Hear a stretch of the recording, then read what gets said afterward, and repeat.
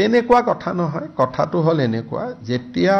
অভিনেত্ৰী গৰাকীয়ে মানুহজনক নক কৰিলে তেতিয়াই যদি আমি তেওঁক এৰেষ্ট কৰিলতেন সিদিনাখনে ৰাতি আমি বেল দিব লাগিলহেতেন so it was a strategy on the part of police কাৰণ আমি গমে পাইছিলো যে পেচেঞ্জন সিৰিয়াস আছিল সিদিনাখন ৰাতি যদি তেওঁক এৰেষ্ট কৰিলতেন তেতিয়া লগে লগে আমি তেওঁক ৰিলিজ কৰি দিব লাগিলহেতেন কাৰণ যেতিয়ালৈকে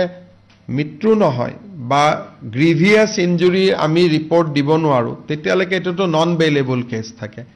গতিকে আৰক্ষীয়ে যেটো স্ট্ৰেটেজিক্যালি যেটো কৰিব লাগে সেইটোৱে কৰিছে